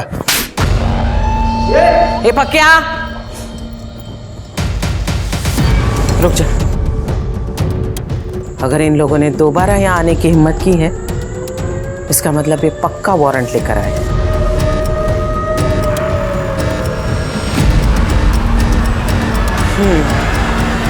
ठीक है, आप लोग घर की तलाशी ले सकते हैं।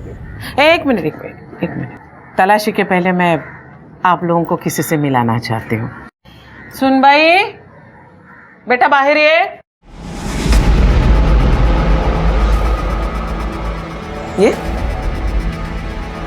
ये देखिए, ये है हमारी सुनबाई, पक्या की बाई को, नेहा परब। एक मिनट इनसे बात कर सकते?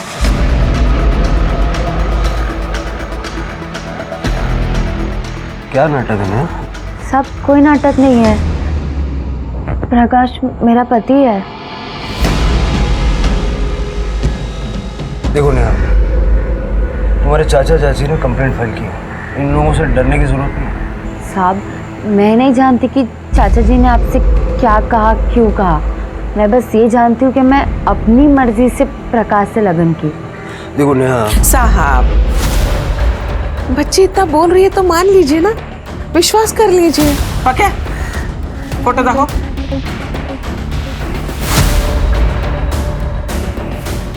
बघा, लग्नाचा फोटो। मुझे ये फोटोज चाहिए। हाँ, क्यों नहीं, मिल जाएगी, लेकिन शादी का सर्टिफिकेट आने के बाद। मैं तो कहती हूँ सर, आप अगर 1 महीना पहले आ जाते ना हमारे दशक में, तो शादी में भी शामिल हो पाते, साक्षी बन जाते आप शादी की। फोन दीजिए।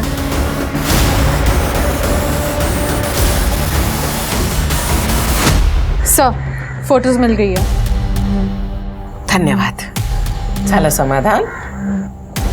सुन बाई, चला चल।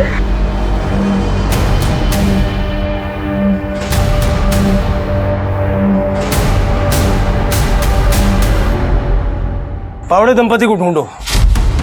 अगर नेहा का ये हाल है तो हो सकता है कि प्रकाश या आई साहब ने उनको किडनैप किया। Yes sir. मुझे ये नहीं समझ आ रहा है कि नेहा ने ऐसा क्यों कहा कि वो अपनी मर्जी से शादी करके वहां रहती है। और उस फोटो वाले पंडित को भी ढूंढो।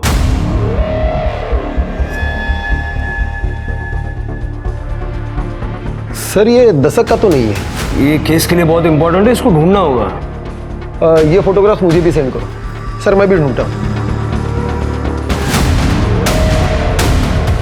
सर, परब परिवार के फोन लोकेशंस चेक करने के दौरान एक इम्पॉर्टेंट इन्फॉर्मेशन हाथ लगी है। गणेश के एनकाउंटर वाले दिन सूरज उसके साथ था, लेकिन उसके बाद वो गायब हो गया। Hello hello. हाँ,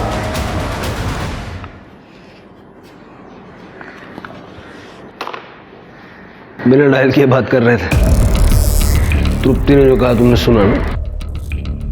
आओ बात करते हैं।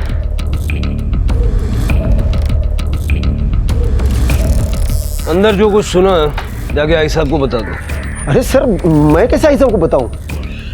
तुम्हें क्या लगता है मुझे नहीं पता कि आई साहब को खबरें तुम पहुंचाते हो? ये बता देना कि गणेश के एनकाउंटर वाले दिन सूरज उसके साथ था, और ये भी बता देना कि अतुल के मर्डर वाले दिन प्रकाश और सूरज दोनों मीना के घर के पास थे। सर, इस बात से तो हड़कंप मच जाएगी। गढ़चिरौली जाने से तो अच्छा है ना कि थोड़ा सा हड़कंप मचाए। गद्दार निकला रे तू। साला भाई के प्यार के चक्कर में तेरे जैसे सपोले को नहीं, मैं गणेश भाव के साथ था, लेकिन मैं किन्नर उतर के स्टेशन चले गया। उसके बाद मुझे नहीं पता कि क्या हुआ या कि उनके साथ कहाँ गए वो। अब देशमुख साहब को पूछो, मेरा फोन रिकॉर्ड चेक करे, क्या मेरा एक भी कॉल पुलिस को गया है? आई साहब, इसने किसी को कॉल नहीं किया, कॉल रिकॉर्ड में भी कुछ नहीं मिला। तो फिर मुझे बता, तू वो मीना के घर के बाहर क्या कर रहा था?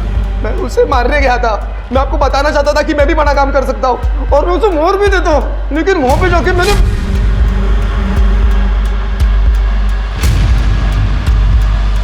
मैंने अतुल भाव को देखा।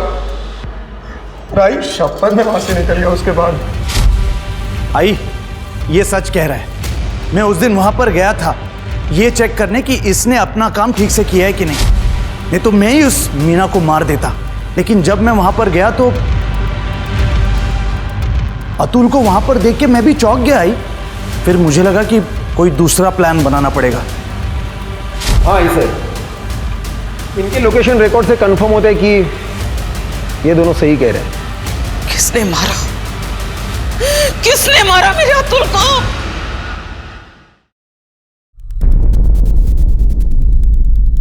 मैं पांडुरंग साटम। भले ही मेरी परब परिवार के साथ में दुश्मनी हो, लेकिन मैंने परब परिवार के किसी भी आदमी को और उनके गुंडे को नहीं मारा है। परब परिवार ने न सिर्फ तुम्हारा बिजनेस छीना, बल्कि तुमको तड़ीपार भी करवाया। इसीलिए मैं उनका बिजनेस धंधा डुबाना चाहता हूँ। इसीलिए मैंने अरुण जादव को पैसा देकर उनके खिलाफ आर्टिकल लिखवाने को लगवाए, और बाद में अरुण को मरवा दिया ताकि आई साहब को फंसा सको। मुझे मरवाना होता तो मैं डायरेक्ट आई साहब को मरवाता था ना। अच्छा था मेरे लिए, उनकी बादशाहत भी खत्म हो जाती और उनका धंधा भी मेरे हाथ में आ जाता। जब तक इन्वेस्टिगेशन खत्म नहीं हो जाती, साटम को कस्टडी में रखो। सर, अरे मैंने क्या किया साहब? चलो, पण माझं काही सर।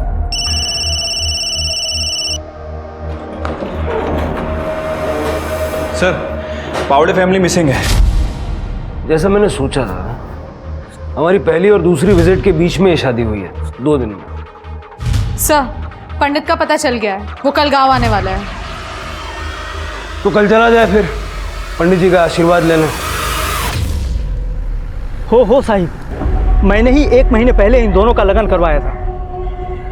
पक्का?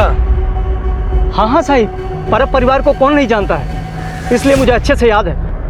बात तो आपकी सही है, और आप ठहरे भगवान के आदमी झूठ थोड़ी बोलेंगे।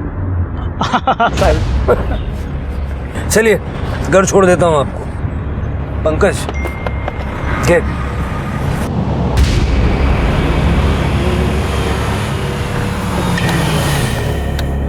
चलो, गाड़ी यहाँ क्यों रुकी साहब? ऐसा है पंडित जी, हम तो आपको यहीं छोड़ेंगे। वो यहाँ से आगे की जो यात्रा है ना, वो आपको अकेले करनी पड़ेगी। अब एक काम कीजिए, आप जाइए। चलो चलो चलो फटाफट चलो, इतना टाइम नहीं है पंडित जी। चलो चलो फटाफट, चलो चलो। मुझे माफ कर दीजिए साहब, मैंने कुछ नहीं किया साहब, मैंने तो अपनी जान बचाने के लिए झूठ बोला था साहब, मुझे माफ कर दीजिए साहब। नेहा को लेकर जा रहे? कहाँ? क्यों? पुलिस स्टेशन ले जा रहा हूँ, सवाल जवाब करने। उसको जो कुछ भी पूछना है ना, इधर मेरे सामने पूछेगा। देखो आई साहब, अगर आपने मुझे उसे ले जाने नहीं दिया तो मुंबई के पुलिस कोर्ट का ऑर्डर लेके आएंगे, और वैसे भी उन्हें मुझ पर शक है कि मैं आपके लिए काम करता हूँ, आपका आदमी हूँ। इसलिए जैसा मैं कहता हूँ वैसे कर दीजिए। ठीक है, 1 घंटे के अंदर लड़की मेरे को यहाँ चाहिए। इसे नीचे उतारो। क्यों? उतरो। अरे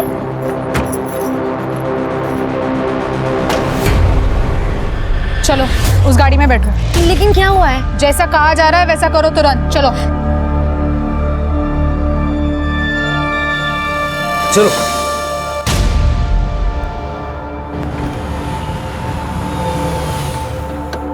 चलो बाहर निकलो। उतरो।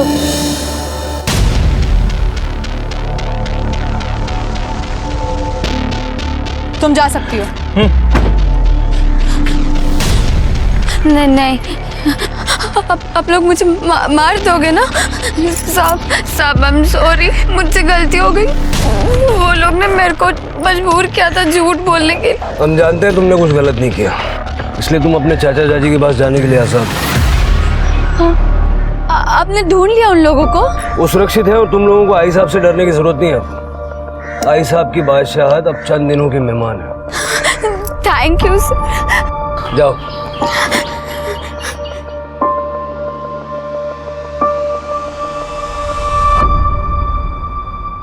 नेहा ने हमें सब कुछ बता दिया, लेकिन हम तुम्हारे मुंह से सुनना चाहते हैं। क्या हुआ था गणेश के एनकाउंटर के अगले दिन? प्रकाश को हमारे बारे में तुमने बताया और गणेश के बारे में हमें भी तुम ही ने बताया। कैसे कर लेते हो ये बैलेंसिंग एक्ट? हाँ सर, उस दिन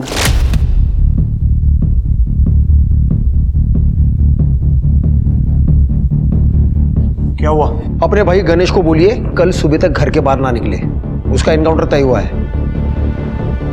मुंबई से एक टीम आई हुई है। और फिर भी गणेश हमें मिल गया। मतलब प्रकाश ने गणेश को रोका ही नहीं। वो चाहता था कि उसका एनकाउंटर हो जाए। मुझे लगता है अतुल को भी उसी ने मारा है। तो फिर तो वही बचता ना अकेला, परब खानदान का वारिस। सर वो मुझे कुछ पता नहीं, लेकिन अतुल के मौत के कुछ दिन पहले प्रकाश ने मुझे आई साहब को एक मैसेज देने के लिए बोला था। सुन, तू आई को बोल कि तूने अतुल को एनकाउंटर के बारे में बोला था, लेकिन उसने गण्या को बताया नहीं। आई साहब आप विश्वास रखिए, मैं खरा बोलते हैं। उस दिन मैंने अतुल को मैसेज दिया था कि गणेश को घर से बाहर निकलने को ना कहे, लेकिन ये समझ में नहीं आया कि अतुल ने गणेश को बताया क्यों नहीं। मैं खुद जाता था मैसेज देने, लेकिन वो मुंबई से टीम आई थी इसलिए मैं जा नहीं पाया। तो अतुल ने गणेश को बताया क्यों नहीं? हरामखोर, साला गद्दार। आई साहब ने अतुल को मारा? मालूम नहीं सर, लेकिन उस दिन मैंने उनकी आंखों में खून देखा था।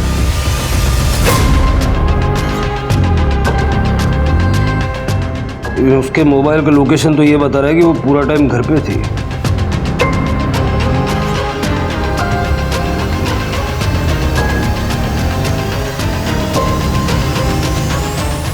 यहाँ मैं अतुल के कातिल को ढूंढने की पूरी कोशिश कर रही हूँ, आप मुझे पे इल्जाम लगा रहे। हमने विठल से पूछताछ की लॉकअप में। अतुल के कत्ल के समय मीना के घर में वो था। पहले हमें लगा कि उसने ही अतुल को मारा है, लेकिन बाद में उसने हमें बताया कि उस वक्त आप भी वहां मौजूद थी। वो तो सिर्फ आपके साथ था। झूठ बोल रहा है वो। हमारे पास प्रूफ है। ये सरोता, इस पे आपके फिंगरप्रिंट्स हैं जो ये प्रूव करते हैं कि अतुल को आपने मारा। आपके हाथ में ये सरोता जब मैंने देखा ना, तभी मैं समझ गया। उस दिन जब देशमुख ने मुझे बताया कि अतुल ने गण्या को उसका निरोप दिया ही नहीं, जिसके कारण मेरे गण्या का खून हुआ, तभी मेरा माथा ठनका। तभी मैंने सोचा कि अतुल को उसके किए की सजा मैं देकर ही रहूंगी। मेरा फोन घर पे था, इसलिए मैं वैसे ही चली गई विठल के साथ। शायद ये अड़किता उसी वक्त मेरे हाथ से गिर गया होगा, लेकिन मुझे लगा कि शायद ये बात पुलिस के नजर में नहीं आया, इसलिए मैंने राहत की सांस ली और ये नया अड़किता लेकर आ गई। बात तो आपकी सही है। जब हमने अरुण का घर सर्च किया तो हमें कुछ नहीं मिला।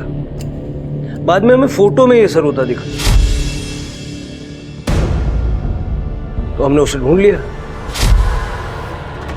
एक और बात, गण्या के एनकाउंटर के बारे में देशमुख ने अतुल को नहीं, प्रकाश को आगाह किया था।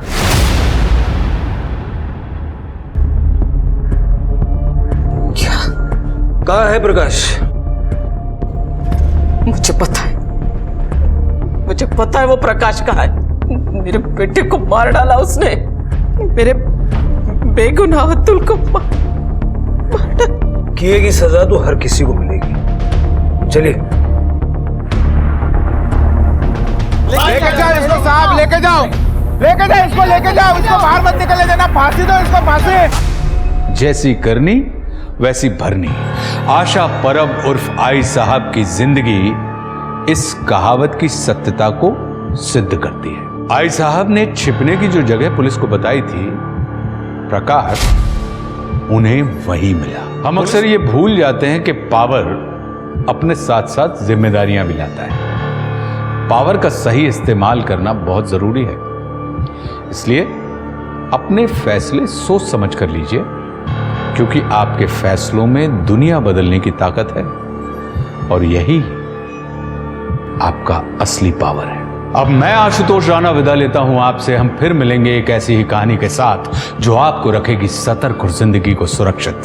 तब तक अपना और अपनों का ख्याल रखिए और देखते रहिए क्राइम पेट्रोल सतर्क। जय हिंद। क्राइम पेट्रोल के और भी दिलचस्प कहानी देखने के लिए हमारे चैनल को सब्सक्राइब करें और बेल आइकॉन दबाना न भूलें।